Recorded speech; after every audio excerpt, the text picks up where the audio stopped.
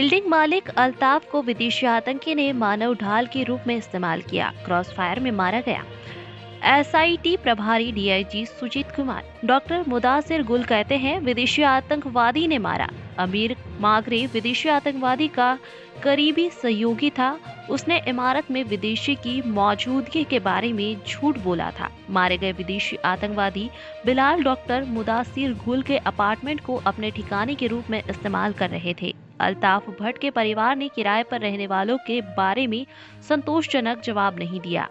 Jammu Kashmir police ने गुरुवार को कहा कि एक विदेशी आतंकवादी के अलावा जम्मू का एक स्थानीय युवक लंबे समय से विदेशियों के साथ रह रहा था, जबकि दोनों डॉक्टर मुदासिर गुल के कमरे में रह रहे थे। पुलिस ने वहां के स्थानीय युवक आमिर मागरे एक आतंकवादी था और उसने इमारत में विदेशी आतंकवादी की मौजूदगी के बारे में झूठ बोला था और इमारत के मालिक को विदेशी आतंकवादी द्वारा मानव ढाल बनाया गया था, जो एक क्रॉस फायर में मारा गया था।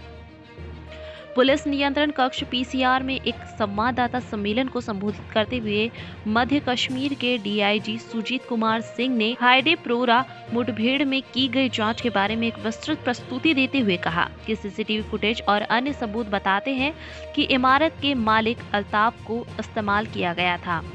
हैदरपुरा मुठभेड़ में एसआईटी का नेतृत्व कर रहे डीआईजी ने कहा कि सीसीटीवी फुटेज से पता चलता है कि डॉक्टर मुदासिर गुल श्रीनगर शहर में अपने वाहन में विदेशी आतंकवादी के साथ यात्रा कर रहे थे। फुटेज और अन्य सबूत बताते हैं कि आमिर मागरे जमालता श्रीनगर हमले के दौरान विदेशी आतंकवादी के साथ थे। आमिर अक्सर बांदीपोरा और गुरेज की यात्रा करता था, एक कोण जो अभी भी जांच के दायरे में है। डीआईजी सुजीत कुमार सिंह ने कहा। उन्होंने कहा कि प्रथम दृष्टया सबूत बताते हैं कि डॉक्टर मुदासिर गुल को विदेशी आतंकवादी ने संभवतः पार से निर्देश पर गोली मार दी थी। डीआईजी ने कहा, जांच से पता चलता है कि इमारत के मालिक अल्ताफ भट्ट को विदेशी आतंकवादी द्वारा मानव ढाल बनाया गया था और वह एक गोलीबारी में मारा गया था। डीआईजी ने कहा, जो पुलिस महानिदेशक दिलबाग सिंह और आईजीपी कश्मीर विजय कुमार के साथ था। उन्होंने कहा कि आमिर मागरे आतंकवादी था। डीआईजी ने कहा, मुठभेड़ स्थल से 2 पिस्तौल और 4 मैगनीज बरामद की गई है। उन्होंने कहा कि भवन मालिक के परिवार ने उन्हें उचित जवाब नहीं दिया है। किराए पर कौन रह रहा था, उनकी किराया भुगतान प्रणाली, किराया विलेख आदि क्या था। अल्ताफ के परिवार से कोई संतोषजनक विवरण नहीं है। इनके बारे में जानकारी मांगी गई है कि जानकारी, बिल्डिंग चलता था, कमर्शियल एक्टिविटी चलती थी, कौन रेंट पे था, वेरिफिकेशन था या नहीं था, कौन आता था, कौन जाता था, उसका हमें अभी तक कोई जवाब, सेटिस्फैक्ट्री जवाब नहीं मिला है। दूसरा, बिल्डिंग अगर है तो एक जिम्मेदारी ज़रूर बनती है एक सिविलियन, जिम्मेदार सिविलियन होने के नाते, कि उसमें कौन आए, कौन जाए, कौन बैठे, उसकी हम जानकारी रखें, नहीं तो पुलिस को बता। सबसे पहले 6 बजे के आसपास आमिर को भेजा गया कि भाई अपने रूम से अपना फोन लेकर वापस आ जाओ, ये पूछकर कि कोई है तो पहले बताओ। उसने बिल्कुल ही प्लीडेड इनोसेंस, कोई नहीं है, अगर है भी तो मुझे पता नहीं है, और सर इस बिल्डिंग में मैंने तो अभी तक मैं रहता हूं, मैंने किसी को देखा नहीं। जबकि उसको पता था, क्योंकि वो तो चलाता था और ऐसे अहम सुराग सबूत मिले हैं उन दोनों के साथ होने का, उसके बावजूद उसने झूठ बोला। और वो दिखाने के लिए कि अंदर कोई नहीं है, वो जाता है और थोड़ा सा सर्च करने का एक ड्रामा ही कहेंगे, या फिर सर्च करता है और वापस आता है कि मेरा फोन नहीं मिला।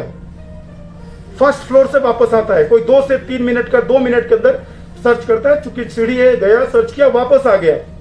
2 रूम पे बात आ गई कि 2 रूम बंद है। आईटी सॉल्यूशन वाले ने अपना रूम खोल दिया।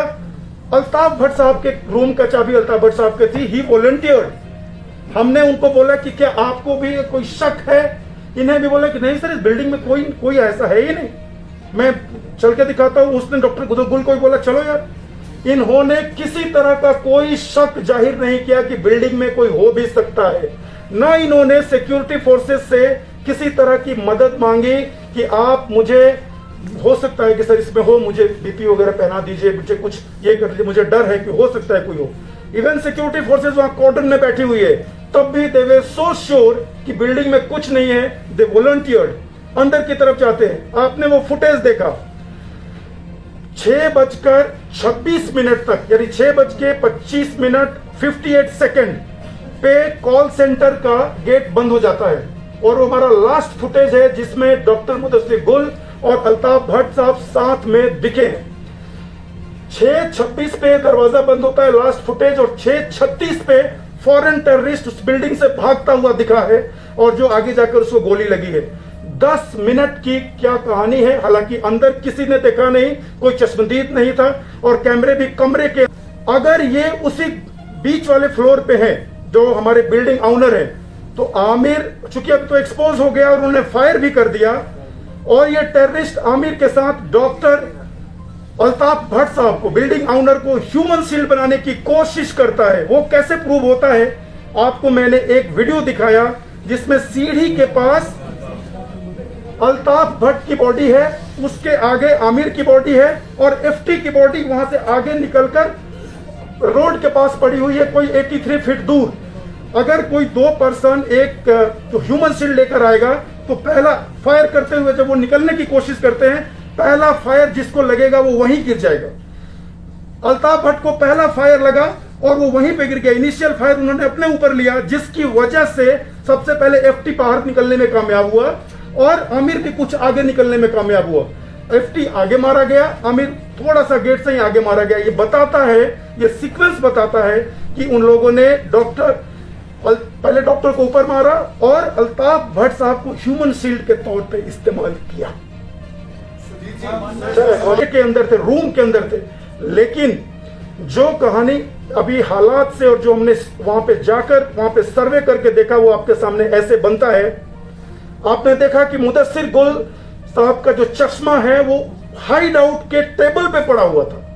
इट मींस दरवाजा बंद होने के बाद डॉक्टर मुदस्सिर गुल, जिनको पता था कि इस बिल्डिंग में कोई है, वो उस हाइड आउट पे पहुंचते हैं, चश्मा खोलते हैं, वहां बैठते हैं। वहां पे एक पर्सन पहले से था क्योंकि हाफ ईटन फूड वहां पे रखा हुआ था। उनके बीच क्या तशद्दुद होती है, क्या बातचीत होती है, जब ऐसा लगता है कि उन दोनों के बीच कुछ तकरार हुई और फॉरेन टेररिस्ट को ये बाहर से आदेश आया कि इसी ने शायद ये ऑपरेशन करवाया हो। इस शक के बिना पे उसने सबसे पहले डॉक्टर मुदस्सिर गुल को अटैक में मारा। ये एफटी अभी हमारी एसआईटी हालात के जो भी हमारे पास सबूत है उसके बेस पे ये बोल रही है, क्योंकि उनकी बॉडी अटैक के बीच में गिरी है। ऐसा भी नहीं है कि वो तैयार था जैसे ही कोई गेट से आए उसको मार देगा, तब उनकी बॉडी गेट पे मिलनी चाहिए थी, या फिर वो हाइड आउट के अंदर बैठा हुआ है, हाइड आउट में ही मार दिया, नहीं था। वो बीच में, अटैक के लगभग बीच में उनकी बॉडी मिली है। इट मींस रूम से बाहर जाते हुए उनको टारगेट किया गया और ठीक 6:36 माने डीवीआर के मुताबिक, और कुछ सेकंड के बाद हमने पहले 2 फायर अटैक से, सिक्योरिटी फोर्सेस के मुताबिक पहले 2 फायर अटैक में सुनाई दिए। ये वही फायर थे, पिस्टल फायर, क्योंकि उनके बॉडी के पास पिस्टल के ही बुलेट्स खोखे मिले थे। ये वही फायर थे जिसमें फॉरेन टेररिस्ट ने डॉक्टर मुदस्सिर गुल को टारगेट किया, मारा। उसके बाद वो नीचे आता है, या फिर आमिर और हमारे अल्ताफ साहब, अगर ये उसी बीच वाले फ्लोर पे हैं जो हमारे बिल्डिंग ऑनर है, तो आमिर चूंकि अब तो एक्सपोज हो गया और उन्होंने